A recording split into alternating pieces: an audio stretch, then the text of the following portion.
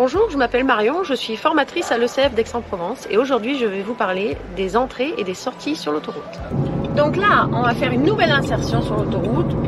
Hop, je mets mon clignotant et la première chose, je suis bien en troisième, c'est de vérifier mon rétroviseur. Le véhicule de gauche est loin, angle mort, j'accélère et j'y vais. J'accélère, donc l'avantage d'être en troisième, c'est que j'ai de la reprise et c'est plus facile pour moi de m'insérer dans la circulation. Et ensuite, donc une fois que je m'insère, il est important que je sois dans le flux de véhicules, c'est-à-dire que j'ai une allure qui corresponde à l'allure des véhicules qui sont tout autour de moi. Alors, par exemple, je vois que derrière, le monsieur est un peu près, donc j'ai pas beaucoup de place devant pour mettre une distance avec la personne qui est derrière.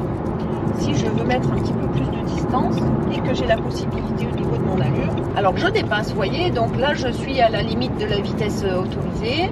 Le véhicule qui est devant moi est pratiquement à la même allure que moi, donc il va falloir que je prenne une décision.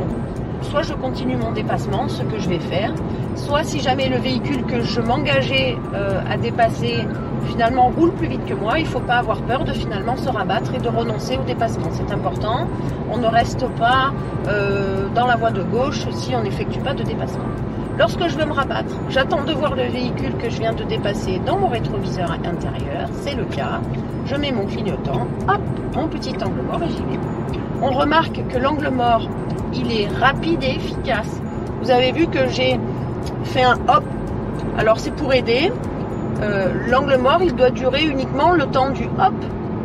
Hein, il vaut mieux faire plusieurs hops plutôt que de rester avec la tête derrière, parce que quand je regarde derrière, je vois plus ce qui se passe devant. Là, on va voir. Alors, lorsque j'ai un véhicule qui me dépasse, il faut que j'ai une allure stabilisée, parce que si j'accélère, je vais le mettre lui en difficulté pendant son dépassement. Donc là, on va voir si on arrive à dépasser le véhicule de devant. Alors, regardez, j'arrive. Derrière, je vois que la voie est libre. Je vais faire mon angle mort, hop, et j'accélère. Je me positionne dans la voie de gauche, je fais toujours attention à la limitation de vitesse. Et tant que je dépasse, je peux rester sur la voie de gauche. Je vois quand même que derrière moi, le véhicule est relativement près, donc je le surveille. Je fais attention car il y a des véhicules qui s'insèrent, de ne pas les gêner, ou d'un véhicule qui pourrait se déporter pour pouvoir faciliter l'insertion des autres. Et une fois que j'ai terminé mon dépassement, je vais me préparer à me rabattre. Donc là, j'ai dépassé le véhicule, je mets mon clignotant et hop, voilà.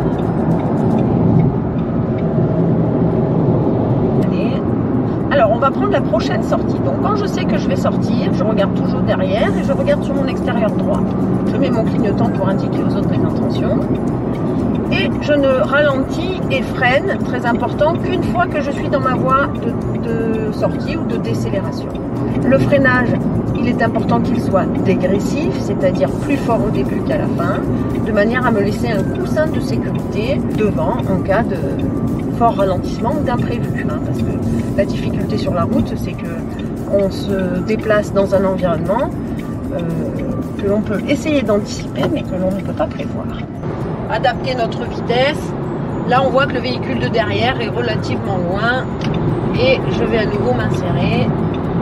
Alors, je regarde le véhicule de devant, hop.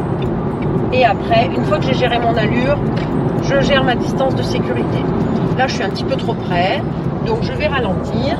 Et si ça me fait trop ralentir, eh bien, dès que j'en ai la possibilité, je vais dépasser. Le but quand même de la circulation sur autoroute, c'est d'avoir une allure constante, un peu élevée. C'est quand même une circulation, avoir une circulation rapide. L'entrée et la sortie d'autoroute n'ont maintenant plus de secret pour vous, alors bonne route et à bientôt.